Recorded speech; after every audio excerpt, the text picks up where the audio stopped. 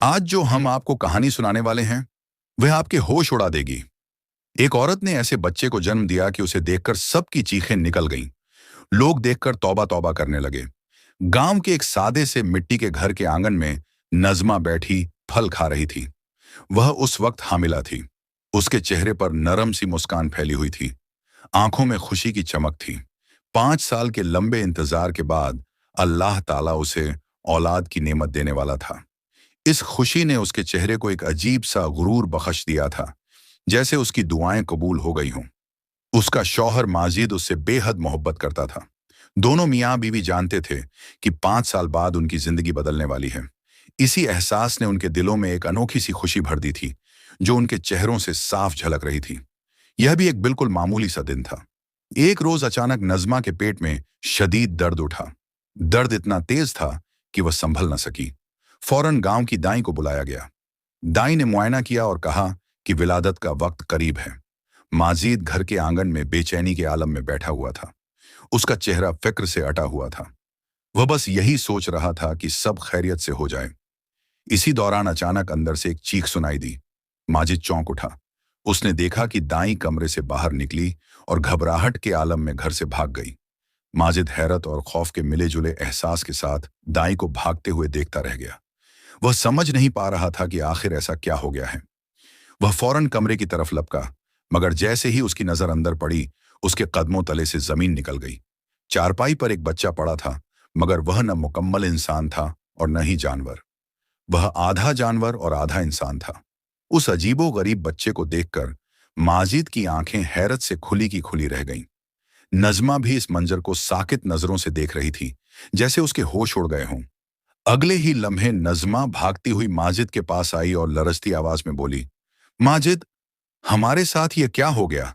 ये हमारा बच्चा नहीं है। मुझे तो इसे देखकर डर लग रहा है। माजिद खुद भी यह समझ नहीं पा रहा था कि आखिर उसके साथ ये सब क्या हो गया है। दिल में एक तूफान बरपा था। वह बेइख्तियार घर से बाहर निकल आया और सीधा मस्जिद के इमाम साहब के पास जा पहुंचा।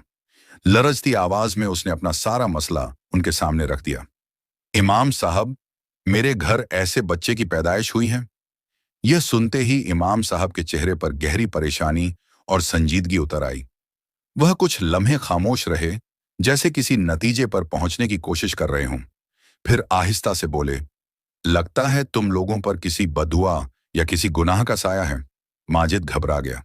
उसकी आवाज में बेबसी साफ झलक रही थी। मौलवी साहब, मैंने आज तक किसी का हक नहीं खाया, न किसी पर जुल्म किया, न ही कभी किसी से ऐसी बदुआ ली है। फिर मेरे घर ऐसे बच्चे की विलादत क्यों हुई? मैं बहुत परेशान हूं।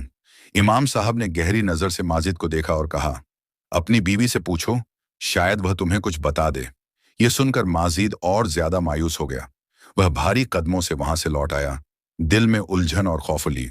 उधर पूरे गांव में यह खबर जंगल की आग की तरह फैल चुकी थी। हर तरफ अफरा तफरी का आलम था। लोग उस अजीबो गरीब बच्चे को देखने के लिए बेचैन थे, मगर माजिद के घर का दरवाजा बंद था। गांव वालों में चहमगोइयां हो रही थीं। जरूर उनके गुनाहों की सजा मिली है। अल्लाह जाने कौन सा ऐसा गुनाह किया होगा। दूसरी तरफ नज़मा कमरे में सर पकड़े बैठी थी। दूसरे कमरे में वह अजीबो गरीब बच्चा मौजूद था। नज़मा की आंखों से मुसलसल आंसू बह रहे थे। उसका जहन बार बार माजी की तरफ भटक रहा था। वह खुद को झटक कर कह रही थी, नहीं, ऐसा नहीं हो सकता। मेरे साथ ऐसा कैसे हो सकता है? इसी लम्हे माजिद अंदर आया। नज़मा की हालत देखकर उसका दिल भर आया। वह उसके करीब बैठ गया और नरम, थरथराती आवाज में बोला, नज़मा, मैं इमाम साहब के पास गया था। उन्होंने कहा है कि यह किसी की बद्दुआ या तुम लोगों के किसी गुनाह का नतीजा है, कि तुमसे ऐसा कोई गुनाह हुआ है। यह जुमला सुनना था कि नज़मा का चेहरा जर्द पड़ गया। उसके होंठ कांपने लगे और आंखों से आंसू बहने लगे। वह फूट फूट कर रोने लगी और टूटती हुई आवाज में बोली, हाँ माजिद, मैं तुम्हें एक बात बताना चाहती हूँ। नज़मा की सिसकियां तेज हो गईं और उसका जहन खुद ब खुद माजी की तरफ भटकने लगा। यह 2 साल पहले की बात थी, जब माजिद दुबई गया हुआ था और नज़मा घर में अकेली रहती थी। उन्हीं दिनों माजिद की बहन सलमा के शौहर का इंतकाल हो गया। सलमा उस वक्त हामिला थी। बेवा होकर वह अपने भाई के घर आ गई थी। दुबई से माजिद का फोन आया था। उसकी आवाज फिक्र से भरी हुई थी। नज़मा, मेरी बहन का ख्याल रखना। इस वक्त उसका गम बहुत गहरा है, वह बेवा हो गई है। नज़मा ने यकीन दिलाते हुए कहा था, तुम फिक्र मत करो, मैं उसका ख्याल रखूंगी। नज़मा बेहद खूबसूरत थी और उसे अपनी इसी खूबसूरती पर बहुत नाज था। इसके बरक्स सलमा निहायत सादा मिजाज लड़की थी। उसका रंग सांवला था और इसी बात को लेकर नज़मा अक्सर उसे ताने दिया करती थी। अरे तुम कितनी काली हो, तुम्हारा होने वाला बच्चा भी तुम्हारी तरह काला ही होगा। पहली बार जब नज़मा ने यह बात कही थी तो सलमा की आंखों में आंसू भर आए थे। नज़मा के ये जुमले उसके दिल में तीर की तरह लगते थे, मगर वह खामोश रहती थी। नज़मा सारा दिन सलमा से घर के सारे काम करवाती। हामिला होने के बावजूद सलमा पूरे घर के काम अंजाम देती थी। भाई के घर आकर सलमा की हैसियत बस एक नौकर जैसी होकर रह गई थी, मगर वह फिर भी खामोश थी। वह जानती थी कि उसके पास इसके अलावा कोई और रास्ता नहीं है। जब माजिद का फोन आता तो वह सलमा से बड़ी मोहब्बत से बात करता, मगर सलमा ने कभी भी अपने भाई से नज़मा की कोई शिकायत नहीं की थी। वह नहीं चाहती थी कि उसकी वजह से उसके भाई का घर खराब हो। एक रोज सलमा के हाथ से चाय का कप फिसल गया और चाय नज़मा के नए कपड़ों पर गिर गई। यह मंजर देखते ही नज़मा आग बगूला हो गई। गुस्से में उसका चेहरा सुर्ख हो गया और वह चीखते हुए बोली, तुम्हारी हिम्मत कैसे हुई मेरे कपड़े खराब करने की? तुम तो मनहूस हो। पहले अपने शौहर को खा गई और अब हमारे घर आ गई हो, काली कहीं की। ये सुनते ही सलमा की आंखों से आंसू बहने लगे। उसका दिल जैसे टूट कर रह गया हो। नज़मा के हर लफ्ज ने उसके दिल को छलनी कर दिया था। वह खामोशी से सब कुछ सह रही थी, मगर उस दिन उसका सब्र जवाब दे गया। इसी रोज सलमा ने पहली बार हिम्मत करके कहा, भाभी, अगर मैं काली हूं तो क्या हुआ? मुझे भी अल्लाह ने ही पैदा किया है। आप हर रोज मुझे और मेरे होने वाले बच्चे को ताने देती हैं कि वह काला पैदा होगा। अगर मेरा बच्चा ऐसा भी पैदा हुआ तो मेरे लिए वह जान से बढ़कर होगा। नज़मा ने हिकारत भरी हंसी के साथ कहा, मेरे बच्चे तो मेरी तरह खूबसूरत ही होंगे, तुम्हारी तरह काले थोड़ी। और अब ज्यादा जबान मत चलाओ। यह सुनकर सलमा की आंखों से आंसू और तेज बहने लगे। वह रोते हुए बोली, भाभी, इतना गरूर न करें। कभी कभी गरूर की बहुत सख्त सजा मिलती है। मगर नज़मा ने उसकी बात को मजाक में उड़ा दिया। वह उस वक्त यह नहीं जानती थी कि किसी के दिल को दुखाने का अंजाम क्या होता है।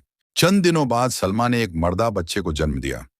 बच्चे को देखते ही वह फूट फूट कर रोने लगी। उसकी सिसकियां पूरे घर में गूंज रही थीं, मगर नज़मा के दिल में फिर भी उसके लिए जरा सा भी तरस पैदा न हुआ। उल्टा वह सख्त लहजे में बोली, तुम जैसी के साथ तो ऐसा ही होना चाहिए था। पहले शौहर को खा लिया और अब बच्चे को भी। ये अल्फाज सलमा के लिए खंजर से कम न थे। उसका दिल खून के आंसू रोता रहा, मगर उसने किसी से कुछ न कहा। कब वह कैंसर जैसी मौजी बीमारी में मुबतला हो गई, किसी को खबर तक न हुई। चंद ही महीनों में वह खामोशी से इस दुनिया से रुखसत हो गई। सलमा के इंतकाल के बाद माजिद घर वापस आ गया था। नज़मा ने रोते हुए उसे बताया, मैंने तो सलमा का बहुत ख्याल रखा था, मगर उसने अपने शौहर का इतना गम दिल में बसा लिया कि उसी गम ने उसकी जान ले ली। माजिद ने नज़मा की बात पर अंधा यकीन कर लिया, क्योंकि वह उससे बेहद मोहब्बत करता था। मगर आज जब उनके यहाँ एक अजीबोगरीब बच्चे की पैदाइश हुई थी तो सच पूरी शिद्दत से सामने आ खड़ा हुआ था। यह सरासर नज़मा के गुरूर और तकब्बुर की सजा थी। यह कहते हुए नज़मा फूट फूट कर रोने लगी। उसकी सिसकियां रुकने का नाम नहीं ले रही थीं। माजिद की आंखों से भी आंसू बहने लगे, मगर उसकी आंखों में अब बेयकीनी और गुस्सा था। वह चीखते हुए बोला, मुझे यकीन नहीं आ रहा कि तुम जैसी औरत यह सब कर सकती है। तुमने मेरी बहन के साथ इतना बड़ा जुल्म किया। ये सब तुम्हारे गुनाहों, तुम्हारे गुरूर और तुम्हारे तकब्बुर की सजा है। नज़मा रोती रही और माजिद का दिल टूट कर रह गया। चंद दिनों बाद ही उस अजीबोगरीब बच्चे का भी इंतकाल हो गया, जैसे वह इस दुनिया में सिर्फ इब्रत के लिए आया हो, ताकि लोग इब्रत हासिल करें कि गरूर का अंजाम हमेशा बुरा होता है। और नज़मा का अंजाम भी यही हुआ। बच्चे के इंतकाल के बाद माजिद ने नज़मा को तलाक दे दी और साफ कह दिया, मेरी जिंदगी में तुम जैसी औरत की कोई जगह नहीं है। नज़मा रोती बिलखती गांव से बाहर जाने लगी। उसकी निगाहों के सामने वह दिन घूमने लगे जब वह सलमा से कहा करती थी कि तुम्हारे यहाँ काला बच्चा पैदा होगा, और वह इस बात पर हंसा करती थी। आज उसी गुरूर की उसे सजा मिल चुकी थी। माजिद आहिस्ता आहिस्ता चलता हुआ सलमा की कब्र के पास आकर खड़ा हो गया। कब्र को देखते ही उसके कदम लड़खड़ा गए और वह वहीं बैठ गया। उसकी सिसकियां कब्रिस्तान की खामोश फिजा में गूंजने लगीं। वह फूट फूट कर रोने लगा, जैसे बरसों का दर्द एक ही लम्हे में आंखों के रास्ते बह निकला हो। कांपती हुई आवाज में वह कहने लगा, मुझे माफ कर दो सलमा, मैं तुम्हारा कसूरवार हूं। अगर मैं तुम्हारा ख्याल रख पाता, अगर मैं वक्त पर तुमसे बात कर लेता, तो शायद आज तुम जिंदा होती। मैं यह जान ही न सका कि नज़मा तुम्हारे साथ क्या क्या जुल्म करती रही, और मैं खामोश तमाशाई बना रहा। वह कब्र पर हाथ रखकर देर तक रोता रहा, जैसे उस खामोश मिट्टी से जवाब मांग रहा हो। फिर आंसू पोंछते हुए बोला, मगर अब वह औरत अपने गुरूर की सजा पा चुकी है। सबने उसका अंजाम अपनी आंखों से देख लिया है। कोई उसके जुल्म को नहीं भुला सकेगा। कुछ देर बाद माजिद भारी दिल के साथ वहां से उठा और घर की तरफ लौट आया। जब गांव वालों ने उससे सारी बात पूछी, तो माजिद ने एक एक करके सारी हकीकत उनके सामने रख दी। उसने बताया कि कैसे नज़मा को उसके किए का बदला मिला और उसका गुरूर ही उसकी बर्बादी का सबब बना। यह सब सुनकर गांव एक वाले सकते में आ गए। हर चेहरे पर हैरानी और अफसोस था, और इस दिल हिला देने वाले वाकये से सबने एक गहरी इबरत हासिल की। कुछ अरसा गुजरने के बाद माजिद ने एक नेक और सालेह लड़की से शादी कर ली। उसका नाम मरियम था। मरियम वाकई बहुत अच्छी, समझदार और नरम दिल लड़की थी। उसने माजिद के टूटे हुए दिल पर मरहम रखा और उसके दुख भरे माजी को खामोशी से कबूल कर लिया। शादी के 1 साल बाद अल्लाह ताला ने उन्हें एक बेटे की नेमत से नवाजा। इस बार वह बच्चा बिल्कुल ठीक था, मुकम्मल सेहतमंद। वह बार बार अल्लाह का शुक्र अदा करता और दिल ही दिल में सजदे शुक्र बजा लाता। बेशक अल्लाह अपने बंदों का हिसाब खुद लेता है। जो इंसान किसी का दिल दुखाता है या किसी के दिल से आह लेता है, उसका अंजाम हमेशा ऐसा ही होता है। अगर आपको आज की ये कहानी अच्छी लगी हो, तो चैनल को सब्सक्राइब करें। कमेंट में बताइए कहानी कैसी थी।